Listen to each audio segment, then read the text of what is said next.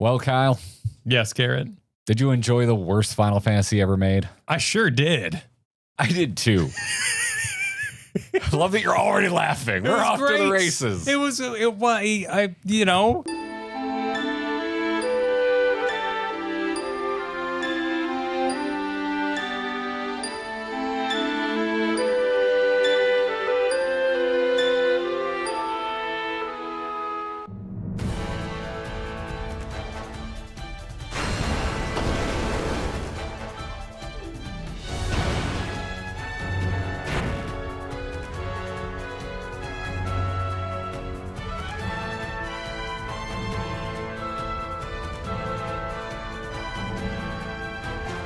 It was just a good old-fashioned, darn tootin' fun adventure. It is an RPG-ass RPG. Fought an evil emperor. We destroyed a super weapon. We got swallowed by a leviathan. We saved the nearly extinct wyvern population. Met a bunch of wizards. We almost got seduced by a snake lady. That was my favorite part. Mine too. Probably the biggest surprise of the game. Actually, there's a thing at the very end that it was probably the biggest surprise of the game, but we'll get there. We'll get to that. We'll get there. Yeah, man, I didn't really know what to expect, and then we announced that we were embarking on playing all of the mainline Final Fantasy games. We had already completed one over a year ago now, and then suddenly I did know what to expect because the comments came flooding in. I don't know if they mean to try and manage our expectations or set our expectations, but obviously if you read comments, which I do enjoy doing, I know people are like, you shouldn't read the comment. I like interacting with our community. It's fun. What's the point of doing this publicly if you're not going to be a part of it? I really don't understand that. But yeah, you can't help but read all of that kind of stuff and have it start to kind of impact your brain and what you think what you're about to embark on is going to be like. And when it came to Final Fantasy II, I would say it was predominantly cautionary, leaning towards the negative. Some call it the worst Final Fantasy ever made. The kinder folks call it the oddball, the ugly duckling. Experimental, all of those kinds of things. And so all of those thoughts enter my brain, and I'm left properly surprised with my experience in Final Fantasy II. Why is that? Because it feels profoundly like a direct sequel to Final Fantasy I, which with all of the talk in the comments about how strange it is that I consumed beforehand, and then even some reviews that we read, check out that video. The thumbnail shows here, but the link is up here. Still comment on how we're gesturing here, though. It's great for the algorithm. It made it sound like it was so bizarre, unfathomable by human brains that when I got in there and I was just like, this is an extremely similar overworld with extremely similar random encounters with extremely similar 4-person party eventually. I was like, this feels like a total follow-up to 1. I don't know why they thought we in the West couldn't possibly handle this game. And in fact, now, in the year of our Lord 2025, we have studios in the West, like Bethesda, that have been beating this entire concept of RPG to death for the better part of 3 decades. I don't know how far back Bethesda goes, but Bethesda RPGs just play like this, and they still play like this to the detriment of some things like Starfield. It's a very fathomable system. Yeah, totally. 100%. And maybe that's, I don't know, I'm sure we're going to get into some conversations in the comments below and on our Discord. Like, a lot of this is probably informed by experiencing this in the modern day. But yeah, overall, before we get into it, I liked it. I had a good time. Enjoyed my time with Final Fantasy II, and we'll get to recommendations at the end because I have a very specific recommendation for this game. But let's talk about the game itself. We haven't talked about a Final Fantasy from start to finish in like a year because we've primarily been covering Final Fantasy XIV, and they haven't done a lot of story in the last year. They put out a story. There wasn't too much to talk about, and we're waiting on the next chunk of story, which I'm actually very excited about, but that's not what this video is about.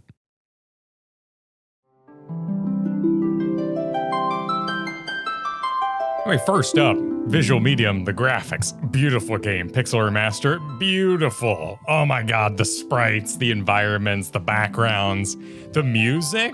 And even when you put it to the old style music, it's an experience. It's good. I really like 8-bit music. My first console was an NES. I have a lot of nostalgia for anything that is, what's the word I'm looking for? BB? No. Accurate. But anything that's composed in 8-bit. Love it. Going back to the OG Game Boy, going back to the original NES, all that stuff. Fantastic. It is intense and nostalgic, and it's so limited in what you can do with an 8-bit soundscape that even if you haven't played the specific 8-bit game that you're playing, you will still get hit with pangs of nostalgia.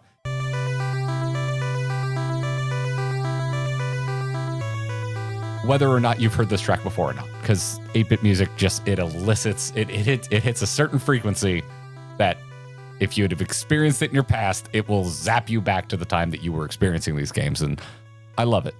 What I don't love is the way a lot of 8-bit games look, and I include the original Final Fantasies in this. It's why I was completely uninterested in mining the depths of eBay and local game stores for original copies. Not that it would have even been possible for Final Fantasy 2, but I'm including Final Fantasy 1 in this discussion.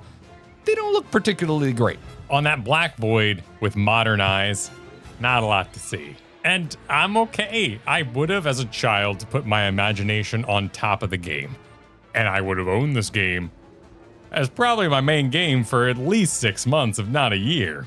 Oh, game, I would have had an insane playtime in this game if I owned it in my youth. Yeah, you would have ground it out. You would have experimented with different ideas. Once you beat it, you start it again and see if you can do a different setup for your characters. A little more limited with the fourth party kind of system going on, the fourth party member system going on.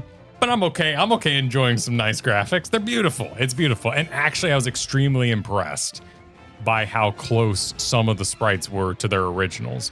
Like the skeleton is one we looked up. I mean, they all are. They're all very close. They just did a little extra shading because I think they just have more colors available to them and more pixel density, because the pixel remasters are much closer to 16-bit games than they are to 8-bit games, with the massive caveat of ain't none of those games coming out in widescreen. They didn't come out in widescreen. We didn't have widescreen. We had these beauties. I just kind of operate with this level of enjoyment in regular everyday life. I have a lot of nostalgia for a lot of 8-bit games, but if they have a 16-bit or 16-bit-esque remake, I prefer it every time. Biggest example of this is the original Pokemon. The game that I have probably beaten more than any other game in existence is Pokemon Red. I originally beat it probably the first 15 times on Game Boy, and then Fire Red came out and Leaf Green for the Game Boy Advance, which are fully realized remakes for the Game Boy Advance, which is a much more advanced system. And they are gorgeous. They are beautiful. I think they are 110% the superior way to experience the original Pokemon in all of its glory. And that's how I feel about the Final Fantasy pixel remasters versus their 8-bit original release counterparts. Highly recommend. Highly recommend. Although I guess there's cool, sweet pre-rendered cutscenes, particularly if you have that PS1 nostalgia in other versions of Final Fantasy II. More on that in another video thing sometime. I was going to tease. Yeah, go for it. No, it's fine. It's funnier if I go, I was going to tease. Oh, okay. But really, I have a false assumption that games of this time period don't have story. And this had a pretty substantial story. For 88, this is quite the substantial story, yes. Compared to modern day or even 20-year-old Final Fantasy titles, it's still quite light. But compared to Final Fantasy 1, it is significantly deeper. It starts to take the first steps toward character-driven. There are characters. They almost have personalities. Guy has personality. He's kind of the big himbo type. Furion's just hero. Furion is just hero. Just hero. I imagine him like Steve Blum in my head. Early Toonami days. Oh, yeah, yeah. Cowboy Bebop blowing your mind for the first time. Very simply read. Furion. Maria has a story. She is looking for her brother. She has lost her brother. She doesn't know where he is. At multiple points in the story, she says, "What was that voice? I think that might be him." Realizes it's him, tries to bring him back from the dark side. Very Star Wars coded. Oh, absolutely. Well, supremely. This whole game is very Star Wars coded. We get into giant machines used for evil and ultimately force ghosts. So, literal super weapon commanded by hero's sibling. If that ain't Star Wars, I don't know what is. Oh, yeah, absolutely. Well, it sounds like we're getting in to talk about stories. So, David Bowie attacks.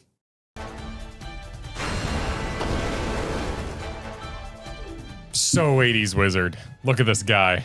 Just look at him. So we've got the Kingdom of Finn, immediately attacked by the Emperor of Pandemonium.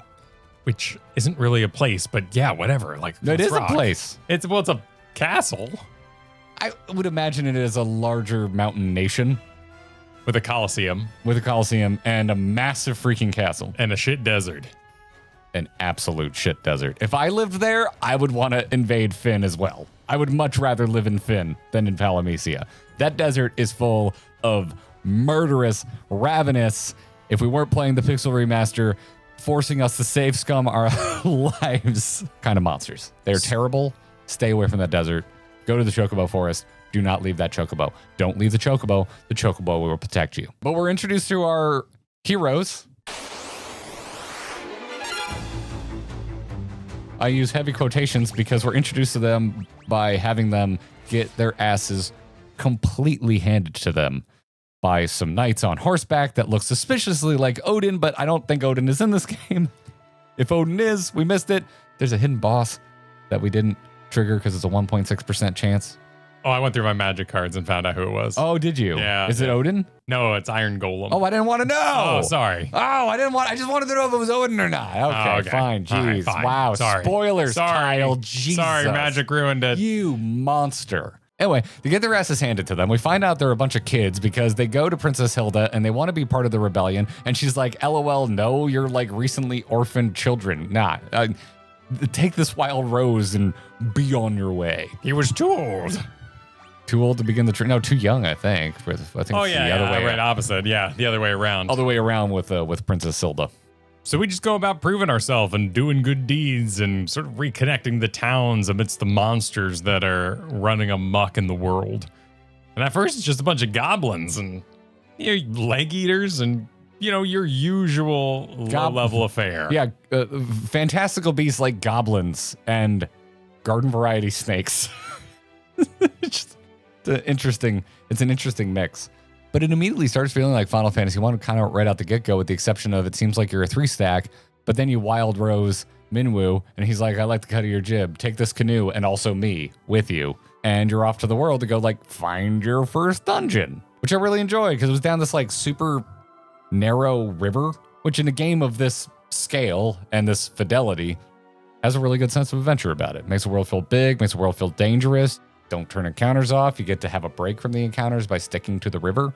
Yeah, that's a little bit of mental role play you have with the game. And the world feels huge at that point. You're walking everywhere. Every river you can find is a gateway to skip a couple things. Each town is a haven, and each one hidden inside are the hints you need about where you need to go or who you need to talk to. Which, this is no dialogue tree, but this is a really impressive communication system via a very impressive menu for 1988. I didn't go into this with the mindset that I want to study the history of RPGs or even really games, but I couldn't help but have that part of my brain activated when we started interfacing with the keyword and key item system, because you have to learn and then you can also ask, but you have to learn a keyword before you can ask about the keyword. And then key items work the same as keywords. Good theming, way to actually word it correctly.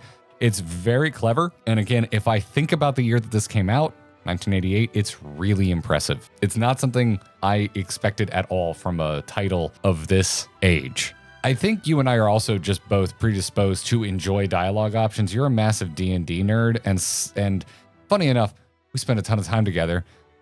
We're friends in real life and professionally friends on the internet. We don't agree on a lot of things, but one thing we both agree on is our love of Mass Effect, which for you, I think started with KOTOR, which I still to this day have barely touched, definitely not beaten, but I love dialogue wheels. And as someone who didn't grow up with D&D, Mass Effect was really my first foray into anything like that, of role-playing, of kind of figuring out what type of character you want to be. This game doesn't come anywhere close to that.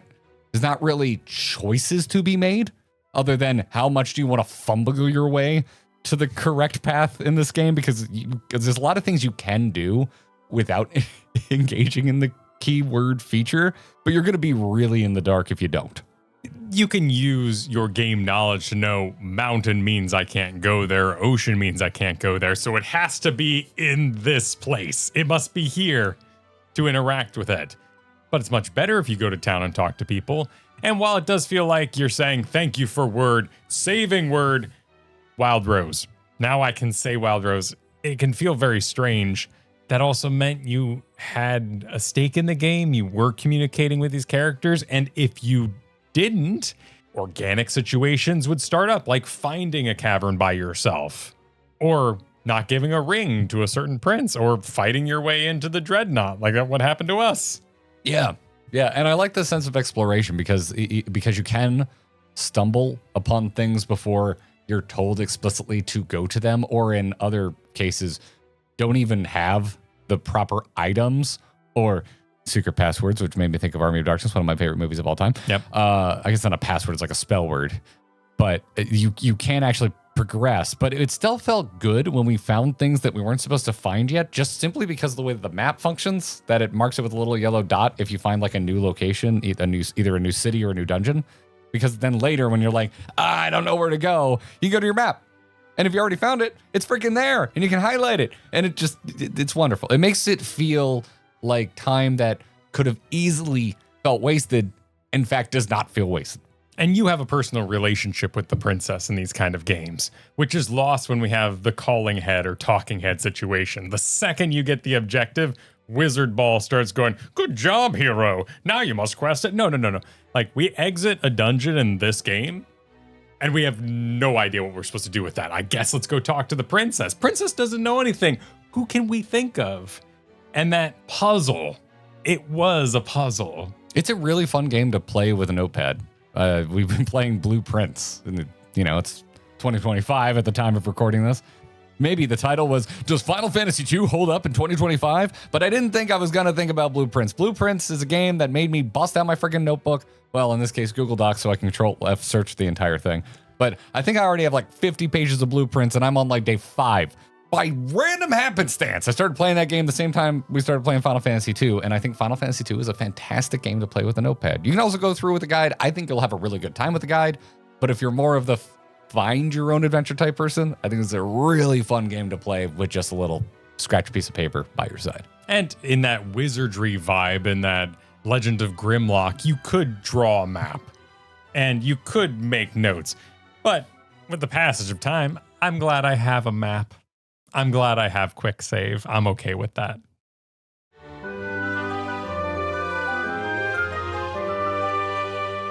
Yeah, it was fun questing with Minwu, who was not going to turn on us like I kind of thought he would, and or die when I thought he would. When, yes. This game has a serious body count. We didn't even talk about the fact that, I think we mentioned in a previous video, though, that Prince Scott just dies in a basement next to a bunch of treasure chests full of potions, mind you.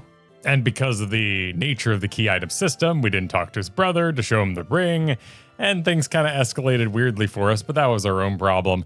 Having Minwu along taught us spells we didn't have yet. Great gaming decision there. Great game design decision. So now when we get to purchase spells later, we go, oh, hey, that's that thing Minwu used. Let's buy that for our party.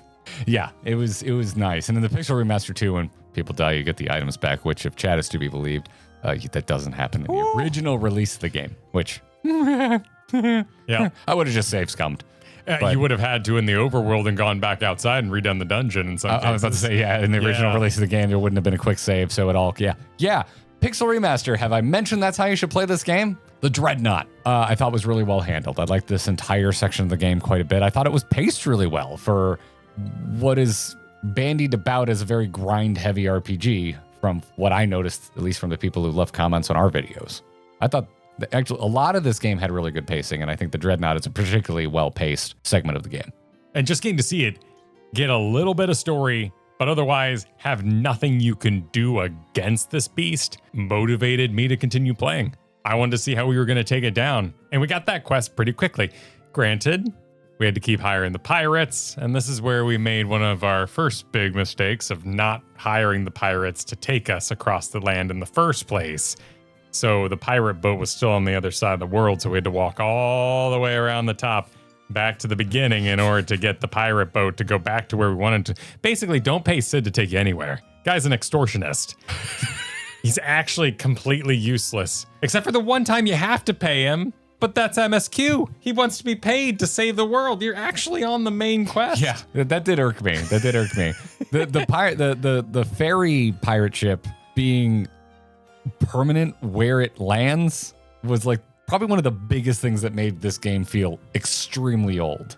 And I guess you could say that's kind of impressive that they like account for where this boat stays. But to me, it makes the world feel uninhabited because I'm like, wouldn't other people be using this ferry system? And if it is a lucrative business that they are actually charging Gil for, wouldn't they have more than one boat? You gotta have two boats, so you're always making money. At least two boats. But in an age of write down this code in order to continue your game, the fact that it accounted for the boat location is mind-blowing. It is impressive. It is also horribly annoying. But we were trying really hard not to turn off encounters and meet the game at face value. And so obviously your mileage will vary. Just turn off encounters and just scoot wherever the hell you want to scoot. Because the game was still in its puzzle mode and finding out where to go next and how to get there, this entire section flows beautifully. You're in the overworld enough to explore, conversate, buy things. You're constantly strapped for cash. It is a beautifully motivated and crafted story. Until about halfway through the game where you're so rich, you don't know what to do with all that money. The spell system is part of that fault. In Final Fantasy 1, you lost a lot of gil buying new spells. In Final Fantasy 2, you don't really need to buy new spells unless you want to have copies or duplicates across your team, or God forbid, keep buying new copies every time you get a new fourth. And then you feel incentivized to keep your old spells because they're already high level. You don't want to train up a new spell. But that exchange between overworld puzzle and dungeon, so good here. I think the rub comes later on as you get deeper in the game and that overworld puzzle's gone. And now it's dungeon after dungeon after dungeon. But I loved getting the bell, the snow cave, our first big death experience with Joseph. Having that be a story in this. Meeting his daughter, meeting his potential girlfriend, I think, outside. His admirer, who never admitted it, and then later on went to Rue not admitting it because he dies. That happens twice, because Scott also is like, tell someone's, I don't remember who Scott was in love with. Who was Scott in love with? Scott was in love with the princess. Wasn't he the prince? You know, royalty. Like, you don't have to be in love. You're just going to be wed. He was a prince, right? Yeah, they were going to be wed for the good of Finn.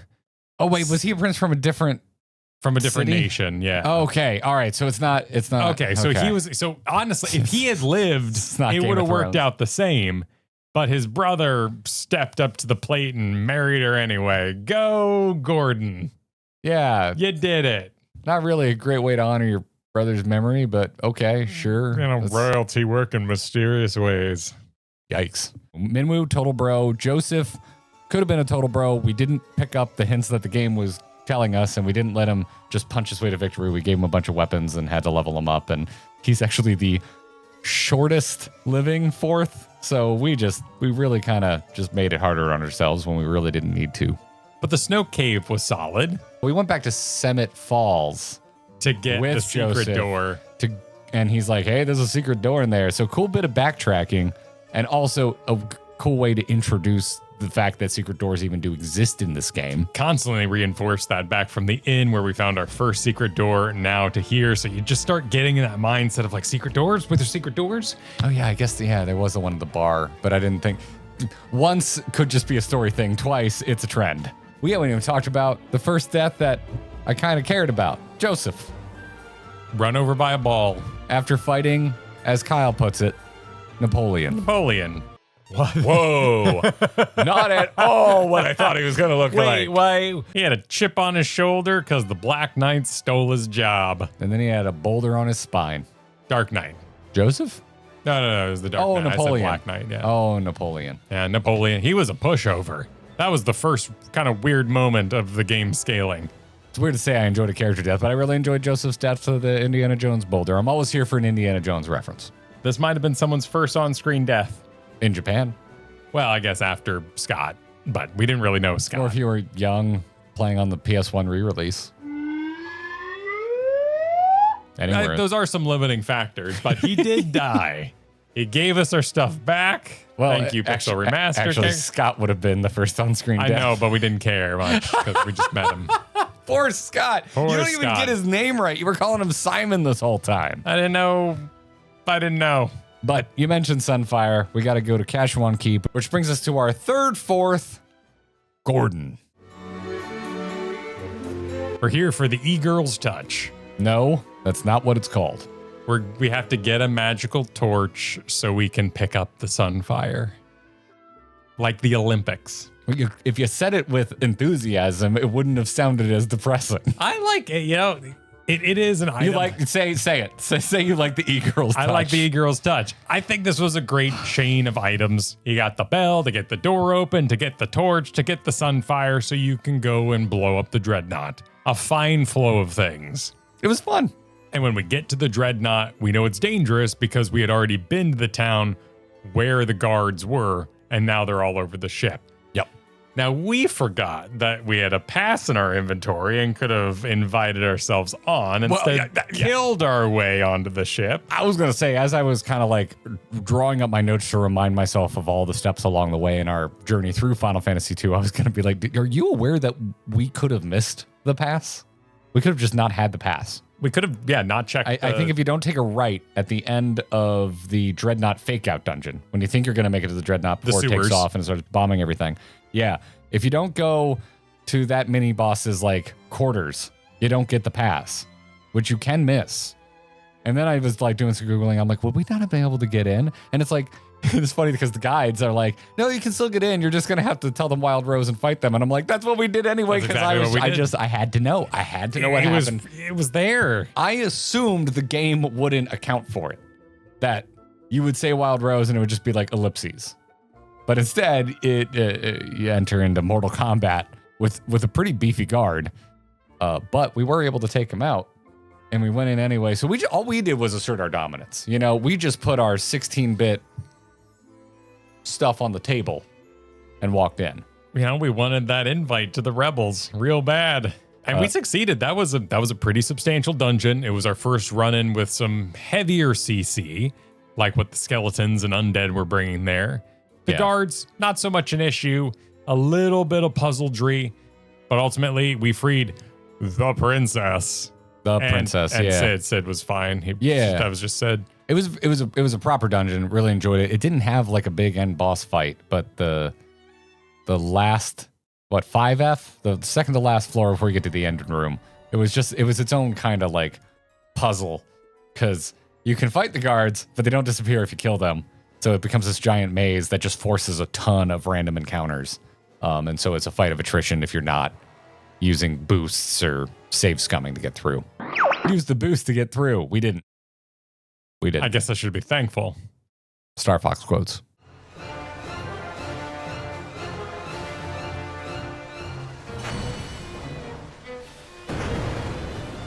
We used the MacGuffin that we got from another MacGuffin. On the engines that bothered you. On the Dreadnought MacGuffin. Oh, yes, those engines. Hi. Those headers have more pipes than there are cylinders on top of the engine. Headers are the first stage in your exhaust. Okay. And there's one pipe per cylinder if you're, of course, talking about an internal combustion engine. Internal combustion engines, and you also are like, it looks like it's a 6-cylinder engine, but then if you follow the cylinders down to the bottom of the engine, you'll see the piping leaving the bottom. That is, of course, if you were paying attention, what I just told you is the headers. This again, an engine pipings on what would be the Dreadnought's headers below. Now, of course, none of this takes into account that there's more than one engine, but each individual engine should still have the same number of outlet pipes on the headers to one-to-one match the cylinders of the engine. It was a fantastical machine, and we killed it with Sunfire.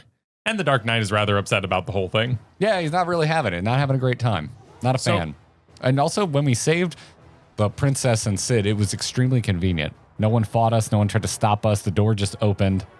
And at first I was like, that's super lame. This is going to be, I'm going to massively ding the game for this. I really was properly disappointed. I don't think I got into it on stream because we were still like in the belly of the beast. We had a lot more dungeon ahead of us. And then as I realized there was so much more dungeon ahead of us, I was still thinking about it. I was like, that was really disappointing. Why wasn't there like a super guard or someone in the cell with them? Like if it's just going to open, why wasn't it a trap?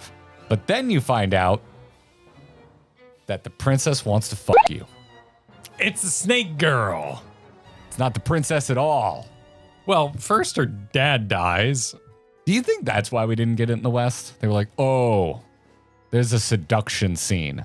We Honestly, can't possibly put this out. It's not the death. Yeah, it's probably the seduction scene. Oh, we're totally fine with violence in the United States, but oh man, you insinuate sex? How dare you? Those pixels were too hot. Too hot for TVs. Yes. I mean, have you looked at a Great Fairy in Zelda anytime recently? We were fine with that. Yeah, it's very triangular. Well, on Ocarina of Time. Yeah. But they've always been, Voluptuous. Scantily clad. Yeah, Dad dies. He gives us the final quest to stop the Emperor for realsies before blinking out in his bed. And upon this mournful note, we went to see what the princess has to say. And she said, hee hee, hee hee. Seemed kind of weird. A lot goes down when the king dies. He mentions multiple keywords, and I've got to look at my notes to even remind myself of what they are, because it's like all in one extremely deep, I guess, dying breath. The king is like, yo, ultimate magic, ultimate tome, diced, dragoons. And my fairly new to Final Fantasy brain just starts firing off with like, Ultima, I know that. Dragoons, I know that. I know these things. I would like dock it for just like nostalgia baiting, but this is actually the source of the nostalgia, but not for most Americans. Anyway, I digress. And we're off on a new quest with no fourth. But we find one rather quickly when we have to set sail to find these dragoons. Yeah, King sends us off to like find the dragoons, and Minwu F's off to go find the Ultima Tome. We get on a new pirate ship, and those pirates attack us. But then the leader of that particular pirate band, Layla, you got me on my knees, Layla. You're such a pirate, please, baby. So much better than the pirates in Ruby C in Final Fantasy XIV, if you've played that game. They want to help rather quickly, even though they are the most scurvy-ridden, diseased-faced, hideous pirates I've ever seen in my life. Except for Leela, who we never see a really high-quality sprite of. I guess there's the face image in the menu, so we know she's not. She's a Final Fantasy protagonist, which is to say conventionally attractive. Yep, she's got a little pirate speak, yars and whatnot, and some yas. And we get access to her ship permanently for the rest of the game. A ship that, once again, is also permanent where you leave it for the rest of the game. That was okay. That made sense to me. Yes, I left my the ship there. should be where I left it. And it added some That's danger. how boats work. Added some danger to the later parts. Unless it's currents and you forgot to drop anchor. We got to the Dragoon Island. We meet a dying dragon who wants us to take an egg to a sacred spring. That was cool. I really liked how... Also well paced again. Yeah. You go to Dice Cavern, you get the amulet that lets you talk to dragons, and that you get that very quick, unless you get horribly lost. But you can get it very quick, and then go back, talk to dragon. Dragon's like, I'm dying, take my egg. And then you got to go back and like do the whole deep cavern, which I really enjoyed. I liked it. Made the world feel big, made the world feel dangerous. I wasn't really even expecting dragons, so like I didn't really know what to expect from Final Fantasy II. So the fact that it's like, here's a wyvern, dragons, enjoy, also dragoons, but they're all dead, or are they? Big Jedi vibes from this. Just like, go find my old friend Obi-Wan Kenobi. Why am I talking like an old man? It was Leia who said that, but I guess I'm thinking about her dad, who was the guy who set her off on the quest in the first place, but we don't ever actually see him in A New Hope, and I only know this because I'm a prequel piece of trash. And we put the egg in the water and nothing happens. It's the same as before. Dump it over. Get your ass out of there. This is probably the most confused I was in the entire game. I still love it. Like, of course the egg doesn't immediately hatch. That's not what eggs do. I mean, yeah, it's a fantastical world. We blew up the Dreadnought, but hey, go back and talk to Gordon. Let's check in on the princess. Oh my God, the princess is a snake? In like a full-blown charmed hallucination, climbing into her bed, she attempts to take our main character. Take. What a way to put it. Yeah, she tries to snake into his pants? Yes, and friendship prevails and they stop it, and I just love this. I love this bit of flavor. It added so much to Furion's journey. Because for the rest of the thing, I was just convinced, oh shit, now he's magically enchanted to love the princess for all time, but she's gonna marry Gordon out of duty for her people, and Furion's just stuck on the sidelines now after having this magical experience. It's rough. That's rough, buddy. These are the things great D&D adventures are made of. You clearly played a lot of D&D with horny college students. They all are. It's not unique. No, they're not. They are in theater. Because they didn't get any in high school. That is true. Get it out of your system so you can study. I can do the next part. It's just getting very real. So we're off to the Coliseum to find the real princess. Why? To find the real princess. How do we know that? Because Gordon said so. Well, actually, no. A guard barges into the room after the failed coitus that was interrupted by the power of friendship. A guard just breaks in and is like, the princess is a prize in a Coliseum contest. So, good guy Gordon joins up. We used his face to grind spells. We didn't know yet you could cast them without anything to target, so we were making Gordon be poisoned so we could cure the poison on him and die so we could... He also just seemed to be a good bait for poison, which I was fine for because at this point, this is the point in the game where I was like, I see what you're doing. I see what you're doing, game. You're going to have a fourth member just rotating in and out over and over as a piece of story, which for the most part I enjoy. When we get to endgame, I'll talk about why it started to annoy me. But I no longer cared. Our fourth slot was completely disposable as far as I was concerned. I like the story. I'm bought in on the adventure at this point. It's all working. However, I am still a person who enjoys playing games. And I will at times min-max just a little bit. And that part of my brain kicked in. I was like, the fourth slot, they're pointless. Who cares? They are fodder for the three core members of the party to use their spells and their buffs on and resurrect over and over again for sweet, sweet XP on the three characters that actually matter. We fought a behemoth. That was neat. The first ever appearance of a behemoth, the first canonical appearance of a behemoth in the Final Fantasy series. It's like first appearance. It feels very comic booky. It kind of is. Yeah, because comic books have, like a lot of the famous comic books and comic book characters have restarted over and over and over again. So that makes me think more of Final Fantasy because all of it is not connected, unless you're Gilgamesh, rather than something like Star Wars, which is at least trying to keep its canon intact. New canon. Trying. Not old canon. Yeah. But old canon also had like a horse pilot. We're not here to talk about that. Yeah, you walk into the Coliseum. The Emperor's right there, but I'm looking at that room. There's a giant gate to the left. I knew we weren't just going to walk up and punch the Emperor in his dick. And it did not disappoint. Gate opens. Behemoth comes out. What did disappoint was the Behemoth itself. I didn't feel like we had been grinding that much. That Behemoth went down like a chump. We didn't use any boosts up to this point. No, but we were about to meet our match in the basement because we started running into Petrify and a lot more status ailments. The whole dungeon itself, it does present quite the challenge, but I was expecting more from the Behemoth just because of its reputation. We defeat the Behemoth and it sends us to a prison cell. You're like, how are you going to get out of this? And I thought they were going to once again do a Star Wars reference and have the guard take his helmet off and be like one of our buddies, kind of Lando style. But no, Paul shows up. We saved him from the mines of the very first dungeon. Yeah, where Cinnamon Falls. The Emperor, he doesn't have a lot of story. He's a huge asshole. Yeah. He puts people to work in mines. He destroys towns. He moves extremely quickly. He steals princesses, sits in big chairs. Same big chair over and over. It was kind of a reused asset.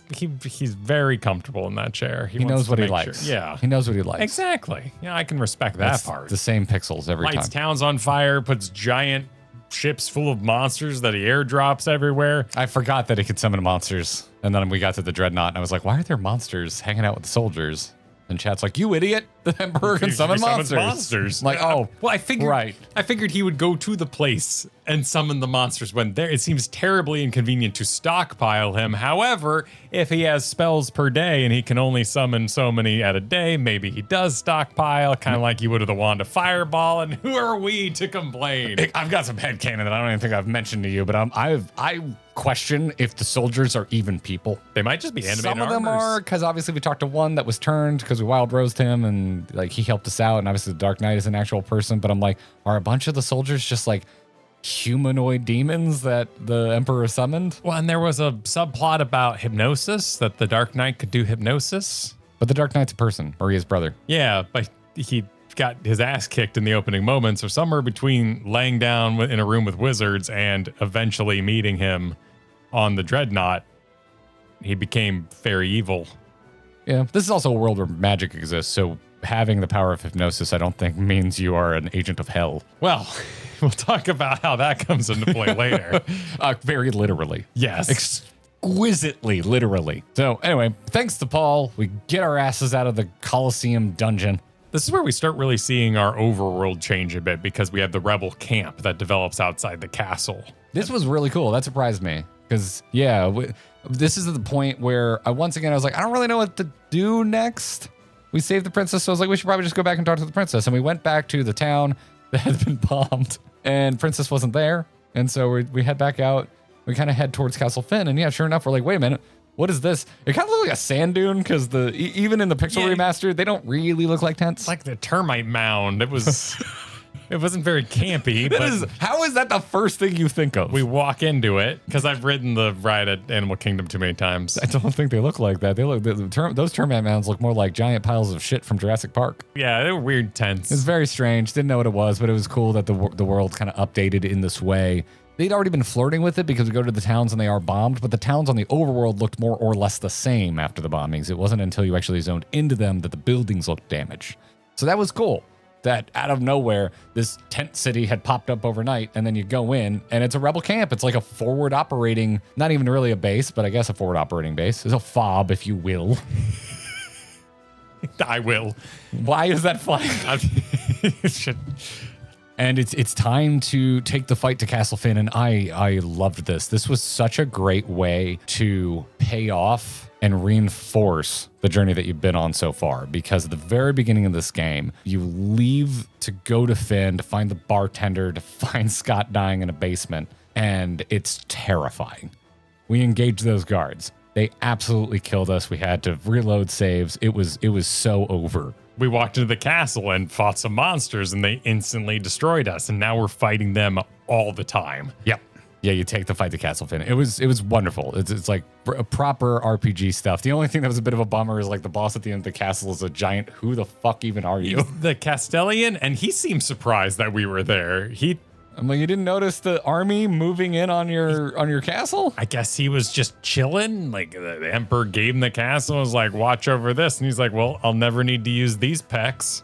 That was weird. But by fighting up it, we learned the layout of the castle, and we go back to that castle many times. Yeah, so we recapture the castle. It's now a fully functioning, fully armed and operational town that we can rest in. We can buy items from. We can go back into the castle whenever we want and talk to the princess. And now Gordon, sitting by her side, I guess he had already promised to rule. Yeah, so, we're for the good of the nation and all that. And we run into yet another hidden door. Well, you just walked into it, really. Like, we heard there was going to be one. All secret doors have been enter from the left to a right side room up to this point. So I just went to the rightmost corner in the throne room, and sure enough, secret door there. They told us to go talk to Paul. We didn't have to. No, we didn't have to. You knew it. And, you're right. And even the final secret doors I can think of in the game were on the right side of the map. So, Not in the final dungeon. There was some on the left side. Okay, that was the big twist. Yeah. But we were definitely in Secret Doorberg. We were getting those constantly. And we make our way to the wizards. And the wizards have books. And the books have little stories in them about things like Pandemonium. And we're looking for the other masks, and we find the key to get the final mask. I don't know why one mask goes on a statue exactly, and why that mask did something. I guess putting the mask on that statue opened the cave so we could go in it. We could already go in the cave, but I guess you wouldn't have been able to progress far enough if you hadn't put the mask on the statue. This is the part of the game that I feel drags, because I love wizard cities. And they just didn't do a whole lot with this one. They have good spells for sale. That's kind of it. And other than that, they tell you to F off to a hole in the ground in the middle of the ocean, which is probably the weakest dungeon of the entire game, before you head off for the actual Mysidia Tower, which itself is also kind of a long-winded dungeon with, I'm going to speak for both of us, pretty damn disappointing mini-bosses along the way. However, record scratch. Before we get there, we get swallowed by a Leviathan, which is actually pretty damn cool. That was cool. Yes. The put the mask on the right thing, collect the mask, get the orb so you can go to the tower. That was kind of the game's dying puzzle breaths, because from here on out, including the Leviathan, it's basically dungeon after dungeon after dungeon after dungeon, and it's on you to make your own content, adventurer. It's up to us to realize our spells are too low level and to go grind them in the overworld, which is being replaced constantly.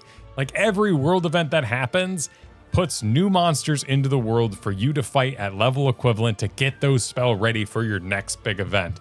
But it is dungeon after dungeon. Leviathan's cute. I don't know how many people solved the black masks to get the orb to go to the tower and don't worry about it. I worried about it. I started going a little mad on that stream. I think I just kind of I felt pretty crazy by the end of it, because it was just dungeon after dungeon after dungeon after dungeon, like you said. And then you get to Mysidia Tower, and the mini bosses, which are wizards, which we were both really excited about, just turn into elemental gigases. The thunder one gave us some trouble because he was immune to so many things. Apparently, poison is the opposite of thunder, which makes no fucking sense at all. That has never been the case. Maybe it is in the Saga games. I don't know. Like fire. That makes zero sense. Fire, earth, water. Once you get ice involved, you're already getting a little convoluted because now you got states of matter. But I think the problem with Final Fantasy II is there isn't any earth spells, because that would be the natural counter to thunder. And sometimes poison is the earth, but yeah, it's No. Well, sometimes sulfur. Sometimes poison is tied. It is, I know, but the poison is a plant spell, and that's tied to, sometimes. But that'd be, if we're doing Pokemon, that's grass, which are not super effective against electric. It's not the best rock, paper, scissors system. And when it comes to magic, a lot of us don't really enjoy rock, paper, scissors. All I'm saying is I didn't think about it at all during playing this until we got to Mysidia and that entire section through Mysidia Tower. But first time it popped in my head, that entire section makes it real obvious that this game came out before Pokemon. But don't you worry. The Emperor's still a huge dick, and he has gotten himself a cyclone to pick up a castle, and he runs over most of the major cities. They kind of yada yada that. I don't remember them establishing that there was a castle inside the cyclone.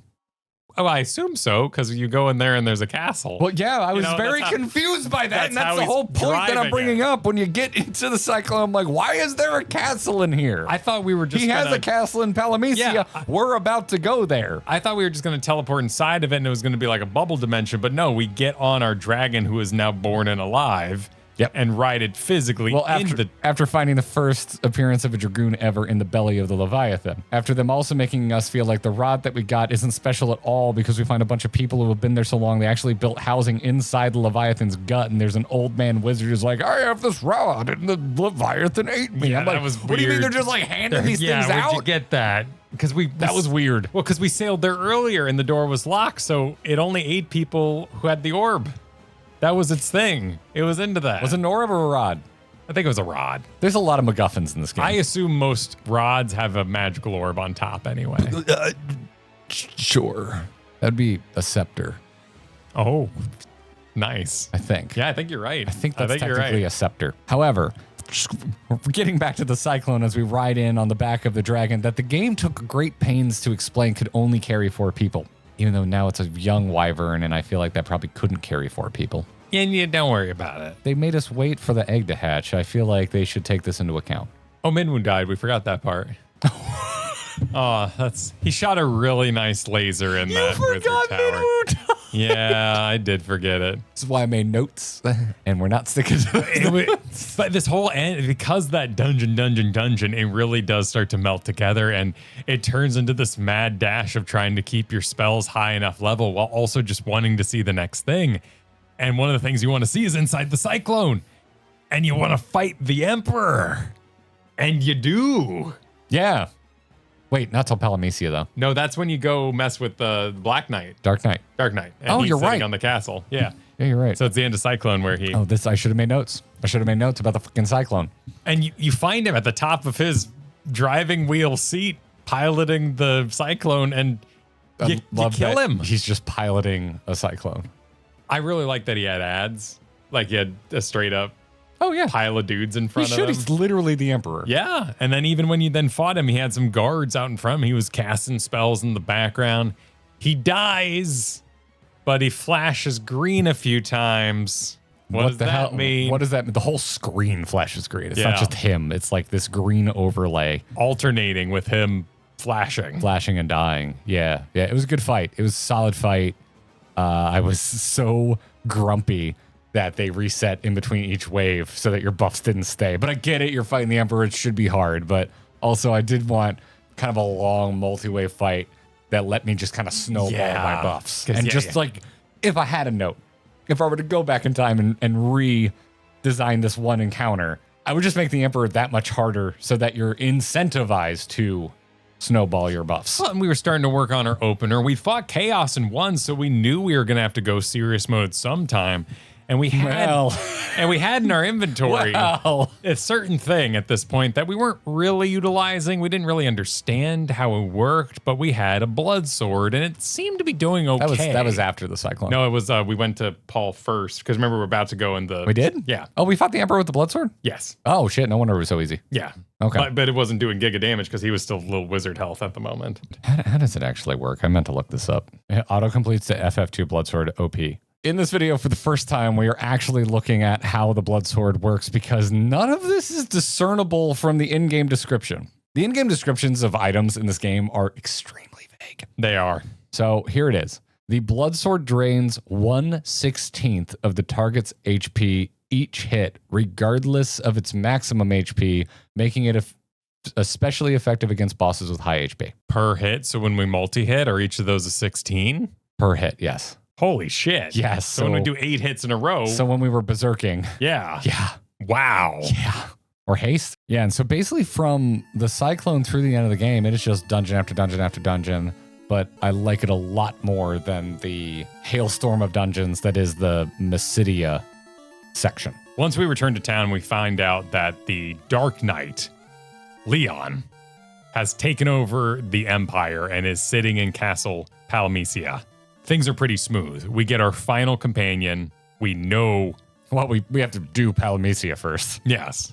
And you get to the end, and you confront the Dark Knight, and you think it's going to be an awesome boss fight, and then the Emperor returns from hell. From hell. From just literal hell. Just hell. It's just hell. Again, if I had played this as a kid, this would have been the coolest shit I've ever seen in a game. He died, and he went to hell, and yada yada, he came back. It sounds like he made a deal with the devil, but then why did he return declaring himself the Lord of Hell?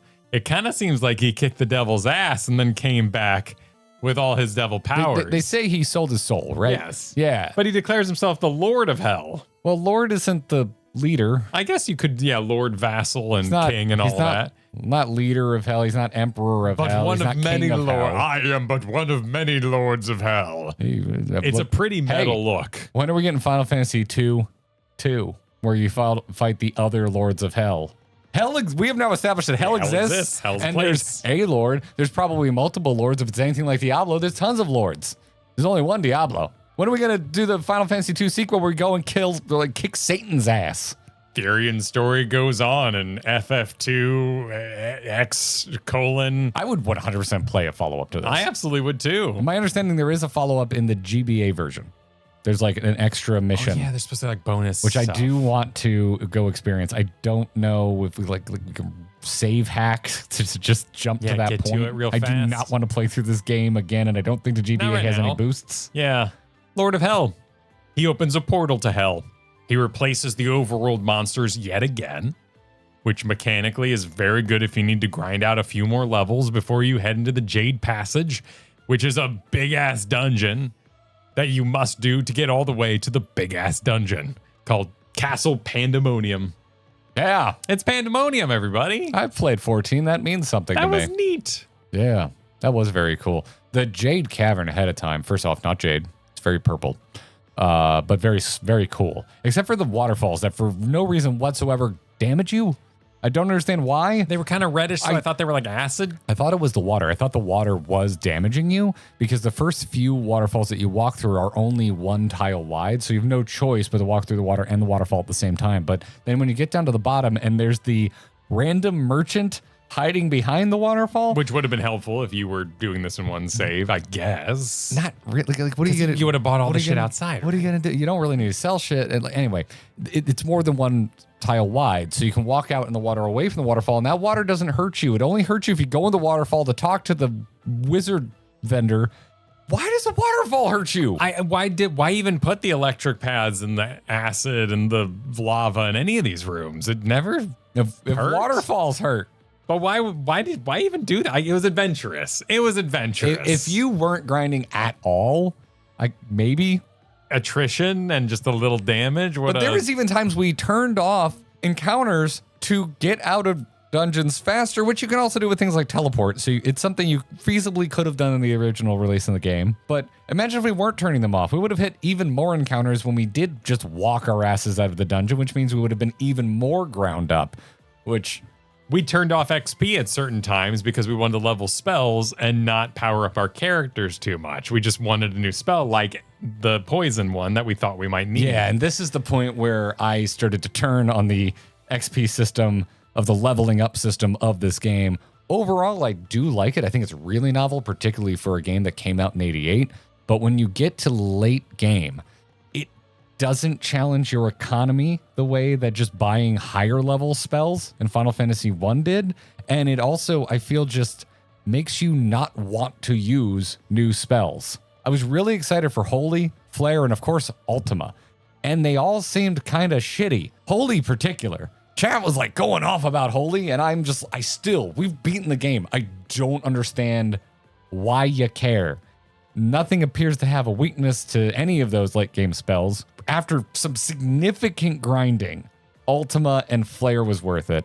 Holy, on Firion, who had decent spirit stats, still hit like crap. And then by the time we were through the majority of Pandemonium and we had picked up Masamune, so even excluding Bloodsword, just with Masamune, it's just swing to win on Firion. Well, and we got held into Furion because he had swords. Yeah. So I think a lot of this is for replayability and experimentation. In my own personal playthrough without a chat, I would have seen Holy, see it do bad damage compared to like our Fire 8 at the time and said, maybe next game I'll try doing a Holy build or mess around with Spirit or try to maximize that somehow. Try and do a Spirit run.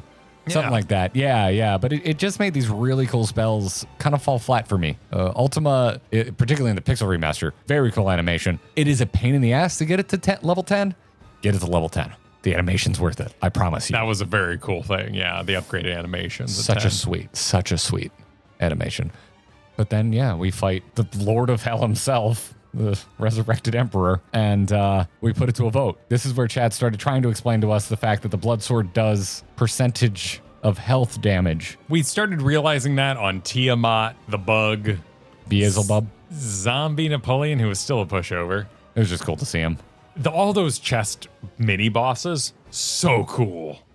Awesome sprites. What was the very first one we found?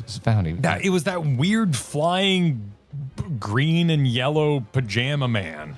actually difficult. He was. We had to try a little bit. Actually, there. a tough fight, even with the blood sword. Although I think I might have been casting a lot on Furion or something. We might have ended made it up more in a difficult. cycle of getting Guy back up. Yeah. Too.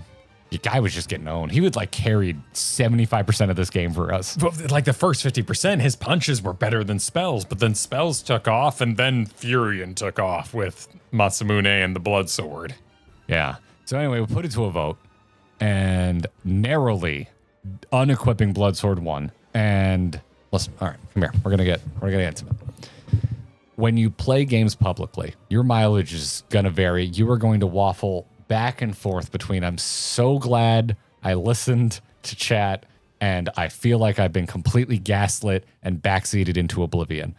I don't think there's a single time I've been more thankful that I listened to a chat poll than doing the final fight in Final Fantasy II without the Blood Sword equipped, particularly for my first time experiencing the fight because of what happened when we reloaded our save after we finished the game. He was no Chaos. Chaos, I felt like I was required to have certain spells to defeat, and I'm very happy I had them. You could improvise your way through this fight, but his lifesteal was so incredible. Just trying to keep out ahead of that was the challenge without the Blood Sword. And we ended up buffing and buffing. Guy was taking the hits. There were no beavers to speak of. And eventually we sorted him to death. We tried some Ultima. I don't know why we needed that spell exactly, but it looked cool. It's a cool concept for a spell. It doesn't, for me, I don't think it works in execution. It should have been a key item. Yeah. Ultimately. I feel like even if you were, I don't know, like let me know in the comments below if you played through this differently than we did. But knowing that Ultima scales based on like the total level of all of your spells and skills. Such a cool idea. It is a very cool idea, but I already felt like this final fight was manageable. And if I wanted Ultima to be better, I would have had to do a lot more grinding, which would have made my entire team more powerful as a result, just so that I could have more fun with Ultima, and it would have trivialized this fight even further. So I don't think in execution Ultima functions. I think it's probably my biggest point of contention against Final Fantasy II. And it could be that you can one-shot him with an absolutely stacked Ultima, and that's the content. You as a player at home in front of your NES could have ground yourself into oblivion and had the victory. And that would have felt great back in the day.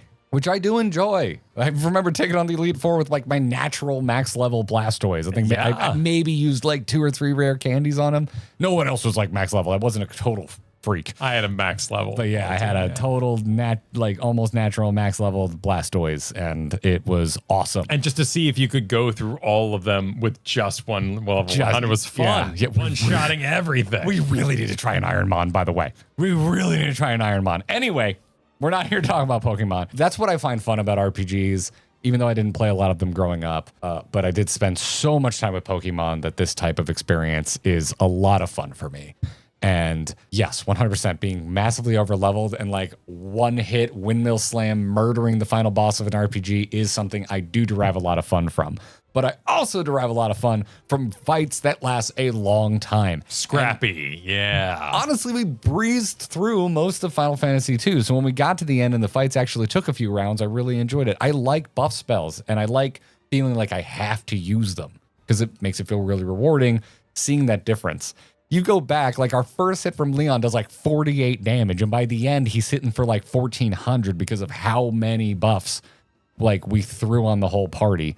It's wonderful. That, to me, that's what makes RPGs great from a gameplay standpoint. It's a really fun exercise in power fantasies because you can have a lot of different types of power fantasies, even in some of the earliest RPG experiences out there. And I knew we were into it when we said we got to work on our opener. We was deciding who's going to go first, what order these spells were going to be in. The Pandemonium music was awesome. The rearrangement with the choir, the final boss music, really cool. But man, that original song was so menacing. Because we beat the game, we rewound the time, and beat him in, what, 2 hits with Blood Sword? Yes, which is technically more than 2 hits because of multi-hit. Because of multi-hit. But 2 rounds. Yeah. Yeah. Roll the clip. Where did we get the blood sword? Oh my god! 2 hits! Holy 2 hits! crap. That's amazing! Yes! Oh, get wrecked. In Paul's house? Wait, that was the Who was Paul's just house? hanging out in Paul's house? He was like, hey, check it out. He told us where it was. Yeah, he was like, oh, I once flew a kite into the castle. Flood for the blood sword. And then they're like, I don't know, put it on the cover or something. And be like, yo, use this weapon. He got obliterated. Destroyed. Savaged. Wrecked. Absolutely embarrassing. But there's a cutscene at the end. The characters communicate their futures. We are visited by the dead. We establish a future for Furion and the party. That never came to be, apparently. Unless you play the GBA, I think. Maybe, yeah. Maybe unless you play the GBA. The vibe I've been getting is that if you play the GBA thing, that there's like follow-up quests. I think it was beautiful, and knowing that each Final Fantasy is its own game. It's a great way to end. The adventure continues. Does it? But that's a beautiful thing. And that final song, when we were prompted by chat to go back and listen to the final song in its original styling. What a nostalgia hit. And I know we come from Pokemon, but hearing that 8-bit emotional piece, it's a time and a place, and it's called childhood. Yeah. Like early childhood for me too. Yeah. Properly simpler time. I couldn't even read yet, so this game would have fallen flat on its freaking face. That's the way I would have made through the menus. But yeah. And I didn't want to read. I remember going to my grandpa's. He also had an NES, and he had Zelda. Loading that up because it was the gold cart. I was like, what a cool looking game. Yeah. And I load up. I'm like, ew, reading. In reality, it was just like, I can't read. Yep. But what are you going to do? Right? Get older and become literate, I guess. Me, right? Zelda's are some of my favorite games of all time. It's a perfect fairy tale ending. Everyone's saved. The touch, it was such a nice little touch having the ghost show up. Again, very Star Wars. Love it. Also reminded me of certain things that happened in Heaven's Ward and other pieces of Final Fantasy XIV, but you might be watching this. You may have never played that. I'm not going to go into any more detail than that. The deaths are a culmination of the story. The people we lost on the way, the celebration of life, those that are left behind. What a classic tale. If you know, you know. So, would you recommend someone play Final Fantasy II? That's a hard question. Why? Why is that a hard question? I think if you already have a basis of knowledge, then this might not be that impressive. Who knows what 3 awaits us when we play it next? Who knows what 3 awaits us? What 3 awaits us, yeah. What awaits us in 3? Yeah. What 3 awaits us? What 3 awaits us? Well, I know 3, 4, and 5 are 3 that awaits us. 3 if you're talking about 6, random 7, and 8 are S3s. 3 that await us. 9, 10, 11 are 3 that await us. I think you could have this experience in other games. I think maybe even a future Final Fantasy might have supplied a better version of what this was. But as a historical piece and part of getting to know old Final Fantasies and what the NES was capable of, I love this. I haven't spent a lot of time with pixel art either, so I love getting to see the monsters. And I want to see them evolve in graphics from game to game and see their different representations. So if you are a Final Fantasy fan, maybe this doesn't service you.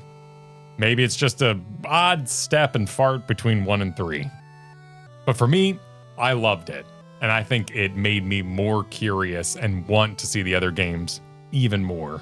At the beginning of this, I said one of the biggest and earliest things that surprised me about Final Fantasy II was the fact that it feels so very much like a direct sequel to 1. And so that's how I would recommend it. I also think it's just like the most like good faith way I could recommend it because I haven't played the other Final Fantasies past this except for some of 10, 10-2, and all of 14. If you like Final Fantasy 1, if that is an experience that you really enjoyed, and I will say that's how I count myself, I really liked my time with Final Fantasy 1. If you like Final Fantasy 1, I think you're really going to enjoy Final Fantasy 2. It feels like a step forward and enough of a different step without completely reinventing the wheel to keep you interested. If you want more Final Fantasy 1, you should absolutely play Final Fantasy 2. Particularly if you're experiencing it through the pixel remasters, because it's a really consistent experience between the two of them. So there you have it.